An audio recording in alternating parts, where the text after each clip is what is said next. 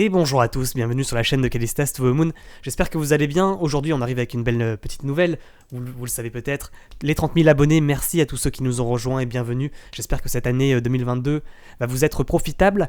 Et pour fêter cette occasion, bien entendu cet événement, je vous rappelle que je fais un petit concours sur Twitter.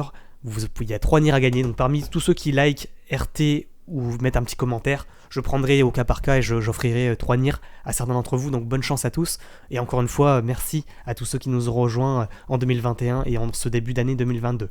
Allez, on débute directement la vidéo également avec l'avertissement. Je vous rappelle que le contenu de cette vidéo n'est pas un conseil d'investissement. Et puis je vous rappelle également que vous avez des liens affiliés en description ainsi qu'un commentaire épinglé pour avoir moins 10% sur vos frais d'échange avec les plateformes Bybit et Binance. Allez, on débute directement par le Bitcoin, qui, je vous le rappelle, peut entraîner l'ensemble du marché avec cette vue logarithmique long terme. Je vous rappelle, on a cassé cette ligne de coude, l'épaule tété-épaule. Pour le moment, il y a cassure confirmée, vous le voyez, avec une tendance globalement baissière, toujours depuis le 8 novembre. On n'a pas retourné cette tendance, on n'a toujours pas de signaux d'achat en vue journée, donc on est toujours actuellement baissier, vous l'avez compris. Maintenant, pour ce qui est de la vue journée, toujours dans un canal descendant, toujours en dessous des moyennes mobiles exponentielles, toujours baissier. Petit signal d'achat quand même, de cassure de moyenne mobile 9 périodes par le haut, cassure pullback. Tant qu'on ne repasse pas en dessous de la moyenne mobile 9 périodes, on pourrait essayer d'aller chercher la 20. L'objectif du rounding bottom dont on avait parlé hier, à peu près situé à 45 500, 46 000 $. Pour le moment, en tous les cas, les volumes ne confirment pas la hausse. On n'a pas de rallye, ce qu'on appelle aussi, avec une cassure comme ça du canal descendant par le haut. Plus une augmentation des volumes sur cette cassure. Pour le moment, vous voyez, le signal d'achat qu'on attend de retournement de tendance haussier sur le Bitcoin n'est toujours pas d'actualité. On est bien d'accord. Donc pour le moment, on va passer du coup sur la vue 4 heures. Vue 4 heures, on pourrait tracer, maintenant qu'il a fait un nouveau plus haut, décaler légèrement le canal descendant. En réalité, ce qui prime actuellement, selon moi, excusez-moi, je suis encore un petit peu malade, c'est ce canal horizontal, avec effectivement différents niveaux de support et de résistance. Donc finalement, c'est assez mitigé, on le voit en vue 4 heures, on va avoir peut-être ce croisement des moyennes mobiles, donc plutôt un signal de vente. Et finalement, ce qu'on a fait, c'est qu'on a rebondi en haut de canal vue journée, haut de range, bas de range, milieu de range. Donc on rebondit en haut de range, on retombe en milieu de range, et finalement, on hésite à rebondir pour retenter d'aller chercher le haut de range. Pour le moment, rebond mitigé quand même, il faut le dire, avec ce croisement peut-être des moyennes mobiles. En tous les cas, on le voit au niveau des moyennes mobiles exponentielles, on repasse en dessous du ruban, c'est le scénario pessimiste dont on avait parlé hier. Donc vous le voyez en vue 4 heures, ce signal d'achat qui nous avait été donné avec ce passage au-dessus des moyennes mobiles exponentielles commence à être invalidé aujourd'hui, malheureusement. Pour reprendre la hausse, il faudrait à mon avis repasser au-dessus de ce ruban. Donc repasser au-dessus de la clôture des 43 200 $ environ. Si, dans les heures à venir, il nous fait effectivement ce mouvement, ça serait intéressant, parce que ça voudrait dire qu'on fait un plus haut, un plus bas, plus haut que le précédent. Et par conséquent, ça amorce une tendance haussière encore en vue 4 heures. Et par conséquent, il n'y aurait pas à ce moment-là de grosses... il pourrait y avoir une fenêtre d'achat en vue 4 heures. Pas en vue journée, une nouvelle fois, je le répète. Pour le moment, quand même, il faut le dire, on repasse en dessous des moyennes mobiles exponentielles. On a peut-être un croisement des moyennes mobiles 9 et 20 périodes à la baisse. Donc par conséquent, c'est plutôt des signaux de vente, vous l'avez compris. D'autant que, je le rappelle, sur la hausse, on avait une diminution des volumes d'échange. Donc par conséquent, c'est un contre-signal, c'est une divergence qui nous indiquait déjà hier, lors de la vidéo, que il y avait un essoufflement potentiellement du nombre d'acheteurs et que les volumes ne confirmaient plus la hausse en vue 4 heures. Donc pour le moment, c'est toujours pas positif tout ça. On n'a toujours pas de gros signaux d'achat. Il va falloir être patient. Voilà, c'est pour la vue 4 heures. Je vous rappelle que ces graphiques, tous ces graphiques, vous pouvez les retrouver sur Discord, dans l'onglet bonus. Donc vous êtes bien entendu les bienvenus. Voilà, petit aparté, également sur les giveaways. Les giveaways Bybit, je vous rappelle, on avait fait un giveaway sur Bybit, 50 bits pour 10 personnes. On va faire le tirage au sort et je partagerai les numéros des gagnants très prochainement. Également pour les giveaways des Calinotes, des Callistas NFT, il y a eu 2 giveaways de réalisés sur la chaîne, 2 tirages au sort en direct sur Twitch. Et les deux personnes, pour le moment, donc je fais un appel. Il y a une personne qui a gagné qui s'appelle Andy, qui n'a toujours pas répondu. Ça fait maintenant depuis vendredi que je l'ai contacté sur Twitter. Donc s'il regarde cette vidéo, qu'il sache qu'il a gagné. Et malheureusement, s'il ne répond pas, on va faire un reroll, c'est-à-dire qu'on va refaire un tirage au sort. De la même manière, il y a eu un tirage au sort hier soir pour le giveaway du Callistas NFT ultra rare, je le rappelle. Malheureusement, la personne qui a gagné le giveaway n'a pas respecté les conditions, c'est-à-dire qu'il n'a pas tagué deux personnes. Il aurait pu taguer n'importe qui, c'est pas un problème. Néanmoins, il n'a pas respecté les conditions, par conséquent, on va également reroll. Donc voilà, pour le moment, les NFT Callistas to the Moon n'ont pas été gagnés, donc on va faire des rerolls en direct toujours sur Twitch. Comme ça, il n'y a pas d'arnaque, vous le voyez en direct. Voilà, c'était un petit aparté et une petite appel pour Andy. J'attends effectivement qu'il me réponde pour lui offrir le NFT. Voilà. Donc, et puis pareil, il faudra que je contacte Cryptologic pour que... Quoique, je peux faire directement le giveaway aussi. Donc, la prochain live sur Twitch à partir de 20h, 20h30, je vous rappelle, le soir en général, on fera un retirage au sort pour les trois NFT et également pour effectivement le concours Bybit. Voilà.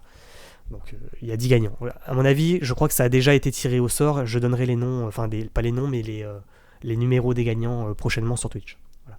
Donc, ça, c'est une petite aparté par rapport au giveaway Twitter. D'ailleurs, n'hésitez pas à nous rejoindre, ça fait extrêmement plaisir. D'ailleurs, je remercie toutes les personnes qui ont liké le post des 30K YouTube. Quand même 1100 likes, 820 retweets. Je ne m'attendais pas à autant de remerciements. Donc merci à tous ceux qui ont participé, qui ont mis un petit like pour faire plaisir. Allez, on continue l'analyse avec, comme d'habitude, l'analyse des crypto-monnaies pour lesquelles vous avez voté sur Discord dans l'onglet sondage, je le répète. Vous allez ici, sondage, vous votez pour vos crypto-monnaies préférées et je les analyse effectivement sur YouTube. Donc le NIR Protocol, toujours aussi, et c'est quand même incroyable, pratiquement 800% en moins de 6 mois. Vous le voyez en vue semaine, quand on regarde en vue semaine, pas de problématique, il est en train de performer à la hausse. C'est clairement to the moon, on se demande où est-ce qu'il va arrêter. D'ailleurs, il a atteint les $20. Je disais sur Twitter hier soir... Prochaine étape, les $20 pour le NIR. Bon, bah ça y est, on les a atteints, je viens de remarquer. Bon, là, à part vous dire qu'on est dans un canal ascendant 4 heures, et que tant que ce canal n'est pas cassé par le bas, on n'a pas de signal de vente, en réalité, ce qu'il fait, le NIR, c'est qu'il consolide, pump, consolide, pump, consolide, pump, et il continue dans son canal ascendant de cette manière. Donc, pour le moment, je n'ai pas de signaux de vente. Je suis moi-même toujours holder de 100 NIR actuellement, donc ça fait quand même 2000 €. Et pour le moment, j'ai pas envie de revendre. J'ai envie de croire à la belle histoire et de croire que ça va aller to the moon. Mais bon, à un moment donné, comme toujours, ça risque de se retourner. Bon, en tous les cas, en vue semaine, moi je bouge pas. J'attends que ça aille le plus haut possible. Et puis quand même, il faut le dire également, en moins d'une semaine, on a pris quand même sur le NIR 50%. Donc ça donne pas envie de sortir. On voit que quand même les chandeliers de hausse sont toujours assez imposants. Les chandeliers de baisse ou d'hésitation ou de consolidation sont mitigés avec des volumes assez faibles. Donc pour le moment, les volumes, ils continuent globalement, même si on voit une petite divergence quand même au niveau des volumes un peu ici.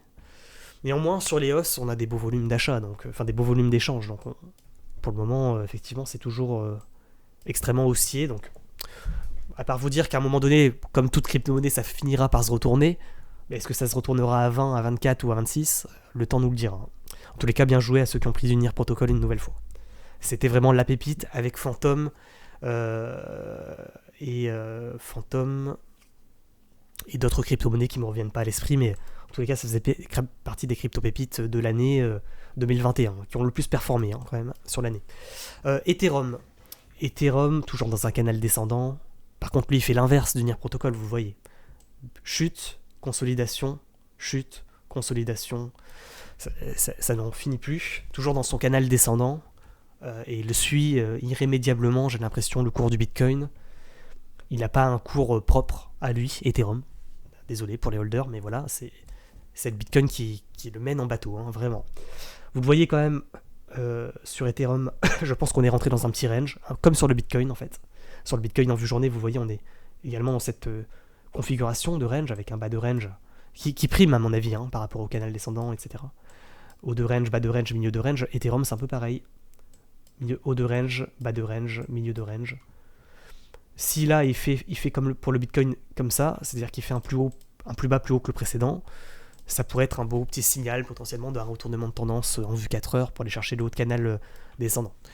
Néanmoins, en vue journée, on est toujours baissier et on fait des consolidations, continuation de la baisse, etc. Donc pour le moment, faut être patient.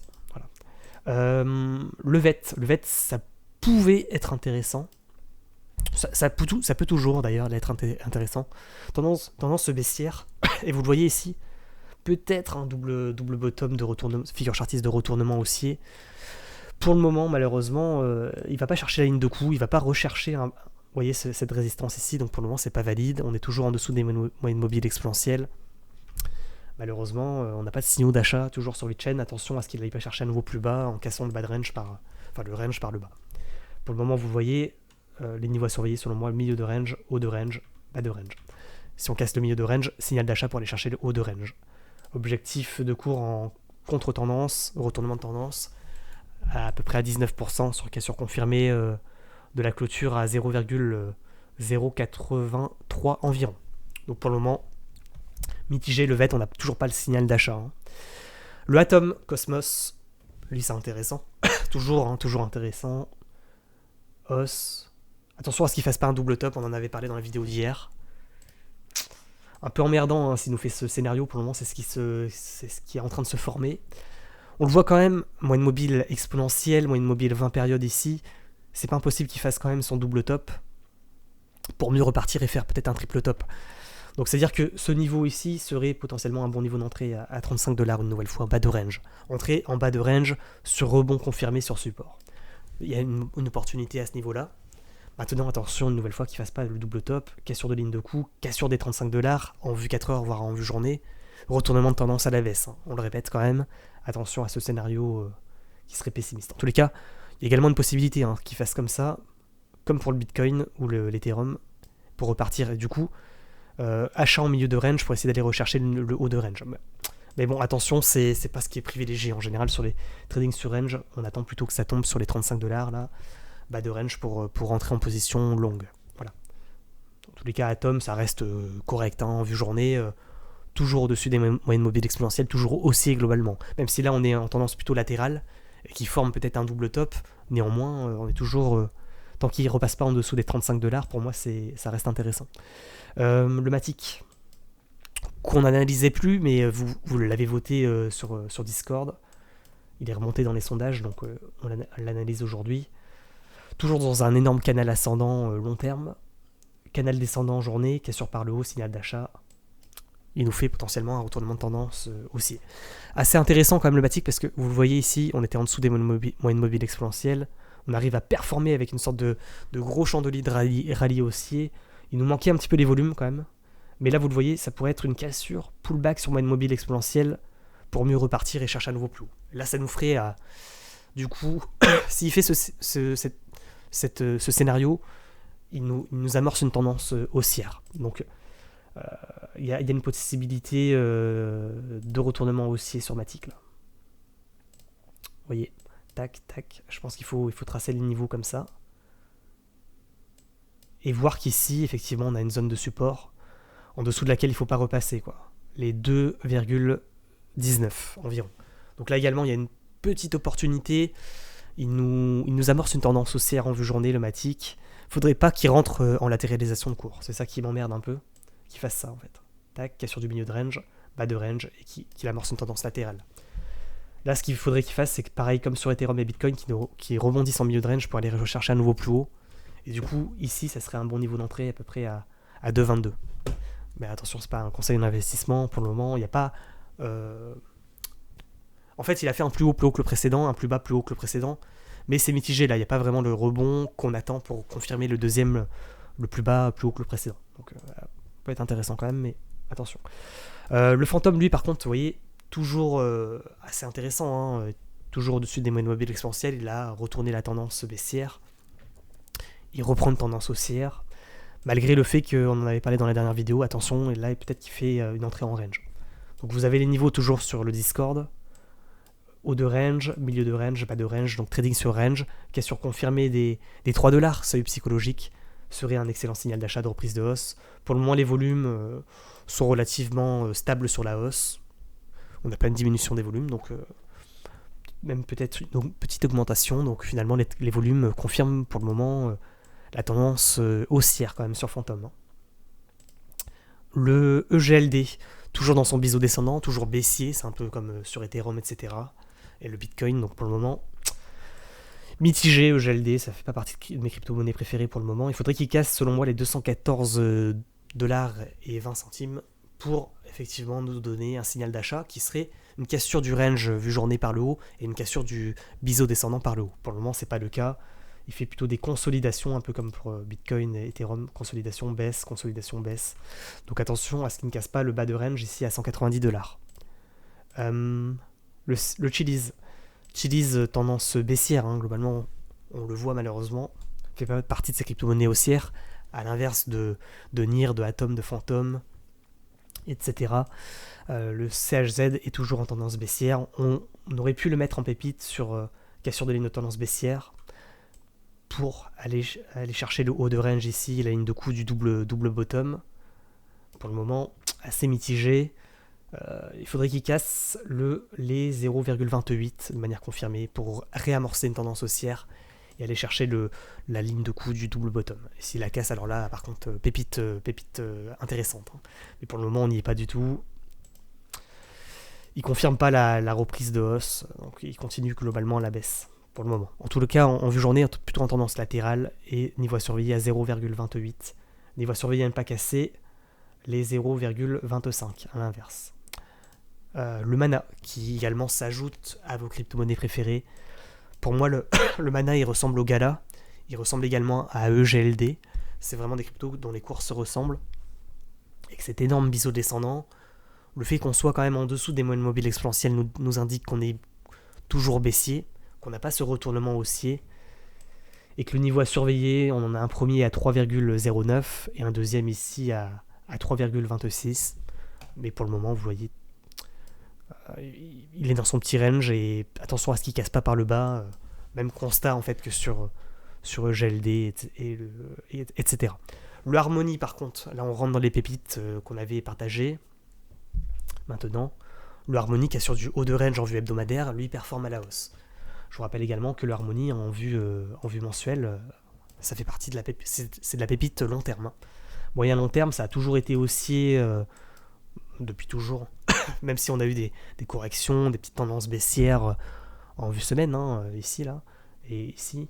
Mais globalement, sur le long terme, il fait toujours des plus hauts de plus en plus haut, il continue la hausse, il est toujours au-dessus des moyennes mobiles exponentielles, il est toujours haussier. Donc ça reste... là, on avait eu le signal d'achat, le niveau à surveiller, et pour le moment, il poursuit la hausse en faisant des plus hauts et des plus bas de plus en plus haut, donc ça reste intéressant. Il faudrait essayer de le prendre en bas de canal. Là, vous le voyez, on est en haut de canal. Un peu emmerdant pour rentrer maintenant. Voilà. Le Kava, un peu pareil. Hein, le Kava, on avait détecté potentiellement ce retournement de tendance en disant que on était en dessous des moyennes mobiles exponentielles et le fait qu'on repasse au-dessus amorçait une tendance haussière. C'est ce qu'il est en train de faire. Il est en train même de casser le haut de range ici dont on avait parlé. Donc le Kava est également intéressant. Voilà. Pour moi, il fait partie des crypto-monnaies toujours... qui en fait sont en tendance haussière en journée, donc par conséquent, c'est la raison pour laquelle on les analyse et que je les mets en pépite. Voilà, vous êtes au courant. Maintenant, le bon niveau d'entrée, c'est plutôt celui-là, hein, les 5,04 pour ceux qui n'en ont pas pris. Le KP3R, on l'avait détecté en pépite également, cassure, pouf, explosion, augmentation des volumes. Là, on commence à voir, on le voit sur ce chandelier, une diminution des volumes qui ne confirme plus trop la hausse. On voit au niveau des chandeliers également qu'on avait des gros chandeliers, moyens, petits, on commence à se retourner, en fait, c'est ça que ça nous montre. On rebondit sur un niveau de Fibonacci dont je vous rappelle qu'on avait tracé hier. Et pour le moment, attention à que le KP3R ne se retourne pas quand même. Il faudrait le suivre en 4 heures, voir cette petite consolidation, ce petit fanion, et se dire que finalement, si on le casse par le haut, on pourrait avoir un beau petit signal d'achat. Donc KP3R, niveau à surveiller à peu près à 1600 $, c'est psychologique, pour potentiellement continuer la hausse. Je vais vous le laisser KP3R en vue 4 heures sur le Discord. Voilà, je viens de l'enregistrer en 4 heures. Pour ceux qui veulent tenter la cassure du triangle par le haut. Le Luna. Luna, vous voyez, niveau de breakout, pareil, on avait dit, potentiellement s'il repasse au-dessus des moyennes mobiles exponentielles, il peut réamorcer une tendance haussière. Donc on l'a bien pépite, et pour le moment je ne regrette pas de l'avoir mis en pépite, sur la cassure confirmée du niveau des 75$. Pour moi il n'y a pas de retournement de baissier, pas d'invalidation pour le moment, et continue à faire des plus hauts de plus en plus hauts et des plus bas de plus en plus hauts, donc ça reste intéressant. Le Luna, niveau à surveiller, à mon avis c'est la clôture en vue journée, des 78$, ou ce niveau de breakout dont on avait parlé, des 75$. Donc si on arrive à le prendre à 75$, ça peut être un bon niveau d'entrée, mais le niveau des 78 également, quand même. Pour le moment, en tous les cas, il continue à la hausse, c'est pas de problématique. Le Wave, voilà, je vous ai déplacé le niveau sur Wave, sur le Discord également, sur le graphique, et pour moi, le niveau à surveiller, c'est les 14,80 pour amorcer potentiellement un retournement de tendance. Donc ça reste à surveiller. Le Sand, pareil, vous voyez, niveau à surveiller, les 5,14. Pour le moment, on n'y est pas. Mais si on repasse au-dessus de ce niveau, on repasse au-dessus des moyennes mobiles exponentielles, retournement de tendance haussier, il faudrait peut-être attendre qu'il fasse un double bottom. Comme ça, cassure et là, il repart. Donc bon niveau d'entrée également sur le deuxième bottom là, à 4,49 environ. Le Sand, en tous les cas, reste, à mon avis, à surveiller dans les jours à venir. Le ACM, c'est un peu pareil. Vous voyez, niveau des 5,03 à surveiller. On en avait parlé. Le ASR, c'est un peu pareil. Niveau des 3,94 environ à surveiller. Vous avez également les graphiques, toujours. Le NJ, il aurait pu performer. Il a rebondi sur résistance. Et niveau à surveiller, maintenant, c'est les 2,52. Donc pour le moment, c'est pas validé, le NJ. Mais ça reste en surveillance. Le BTCST, même constat que sur NJ. 22,2. Il continue de faire des plus hauts de plus en plus haut. On a des beaux volumes sur la cassure du canal descendant. Ici. Donc les volumes sont intéressants. Le BTCST, moi je maintiens qu'il y a peut-être un coup à jouer. Alors peut-être que le niveau est plutôt situé ici, je ne sais pas. Niveau de breakout, je parle. Bon niveau d'entrée également, sur milieu de range, ici, à 20,9. On verra. Pour le moment, c'est à surveiller toujours. Le BTCST, c'est pas totalement... C'est pas validé, mais c'est pas invalidé. Donc niveau de breakout, je vous les ai donnés... voilà. Les 143 sur le farm pour le moment, bas de range, mitigé, entrée en latéralisation, il n'y a pas de retournement de tendance haussier. Niveau surveillé, voilà, il est à peu près situé ici. Pour le moment, c'est pas validé le farm. Le band, je voulais également vous en parler. Le band, on avait parlé dans la vidéo il y a une semaine. Il était rentré en latéralisation de cours. Et on voit que c'est vrai que les 6,25, ça risque d'être de la pépite de haut vol. Mais pour le moment, vous voyez, c'est toujours en tendance latérale, le band. À surveiller en tout cas. Niveau à surveiller qui est ici. Le XLM, c'est pareil que sur bande, donc pareil, à surveiller également. Voilà, maintenant on va passer aux pépites du jour. Le Clay. Bon, le Clay, c'est un peu pareil que sur bande et XLM. Donc niveau de breakout à 1,42 à surveiller. Et je voulais également vous parler de 2-3 autres crypto-monnaies. Le pire dont on a parlé hier sur Twitch, une personne qui m'a interpellé dessus. Je trouve que c'est assez intéressant le pire. Puisque tendance baissière, on repasse au-dessus des moyennes mobiles 9 et 20 périodes. On n'est pas loin d'avoir ce croisement tant attendu de retournement de tendance aussi, enfin en tous les cas de signal d'achat plutôt. Et finalement le niveau à surveiller il est ici, les 16$ environ. S'il casse à mon avis les 16$, le pire pourrait rentrer en pépite. Voilà, donc vous êtes prévenus, 16$ à surveiller. On pourrait également le prendre sur rebond sur support ici à 14$ tant qu'on ne repasse pas en dessous des 14$. Ça reste à surveiller. Voilà. Également le OMG, le Omisego, tendance baissière dans un canal descendant, cassure du canal par le haut, donc signal d'achat, augmentation des volumes. Le Omisego, moi il me plaît bien en ce moment. Voilà, je le dis maintenant, il faudrait le prendre je pense sur cassure confirmée des 6.3, niveau à mon avis à surveiller. Là vous le voyez, cassure pullback, peut-être que effectivement le Omisego peut nous faire un retournement de tendance haussier. Attention quand même à ce qu'il ne fasse pas une entrée en latéralisation. Voilà, entre ces deux niveaux un peu, vous voyez. En tous les cas, pour moi, le niveau à surveiller, il est situé à 6.3. Non, ça c'est Omisego, faut que j'enregistre sur le Ncash, Fun, Omisego. Ok, donc ça c'est pas le bon. Enfin, c'est pas grave, ça c'est pour ceux qui ont le Discord. Je voulais également vous parler du Ncash, effectivement. Ncash, le 1 inch, il est pas mal aussi, mais je voulais vous parler aujourd'hui du Ncash également. Tac, Ncash, voilà. je vais enregistrer quand même le bon cours.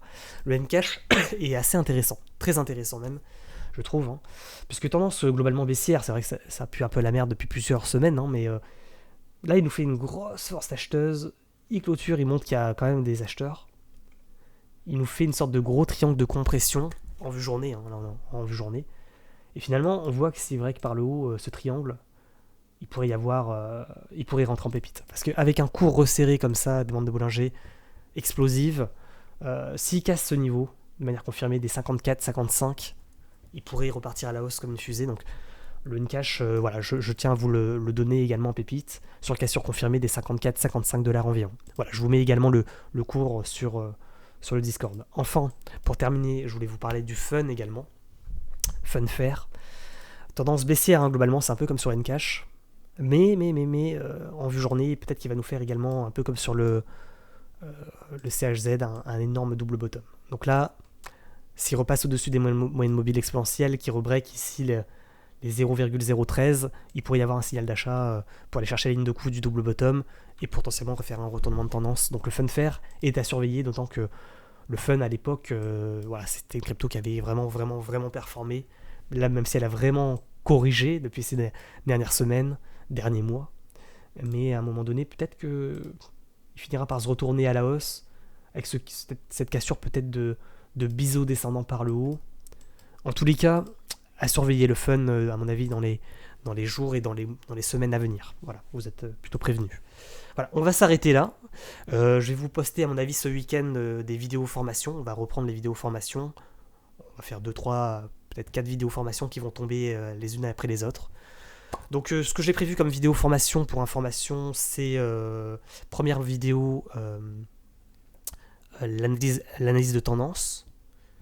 En fin de vidéo, deuxième vidéo, essoufflement de tendance et signaux de retournement de tendance. Et puis peut-être également des vidéos formation sur Binance et sur Bybit. Donc effectivement, j'ai jamais fait de vidéo formation sur Binance Spot pour les grands débutants, donc je pense que je vais en faire une. Ça aidera sûrement des personnes qui ne sont pas du tout dans les crypto-monnaies. Également sur Binance Future, j'ai envie de vous refaire une vidéo formation parce que mes compétences évoluent sur la plateforme, ainsi que la plateforme évolue également. Donc je pense que je peux vous faire une vidéo meilleure que ce que j'avais fait il y a 6 mois, donc je pense que je vais la refaire de manière plus courte, plus condensée et plus claire. Donc je pense que ça va arriver également. Puis également, je pense que je vais vous faire une vidéo également sur Binance Future, mais plus, non pas pour les débutants, mais pour un public plutôt qui maîtrise déjà plus ou moins la plateforme, mais qui ne maîtrise pas forcément les ordres limites et stop limites pour optimiser en fait les frais de trading. Donc je pense aussi vous faire 3 vidéos sur Binance, une sur Spot, une sur Future pour les débutants et une sur Future pour les personnes confirmées plutôt, les traders confirmés. Voilà. Donc ça arrive sur la chaîne. Voilà, vous êtes au courant que ça va arriver. En tous les cas, je vous souhaite à tous et à toutes une excellente journée. Je vous rappelle que les likes et les abonnements sont fortement appréciés. N'oubliez pas d'activer la petite cloche pour recevoir les notifications des prochaines vidéos. Et puis mettez un commentaire pour bien entendu le référencement. Voilà. On s'arrête là. Bonne journée à tous. Et puis du coup, je vous souhaite peut-être un bon week-end si on ne se revoit pas d'ici là. En tous les cas, on se retrouvera sûrement ce soir sur Twitch et ce week-end sur Twitch à partir de 20h, 20h30 pour de l'analyse technique et du trading en direct. Allez, bonne journée. Ciao, ciao.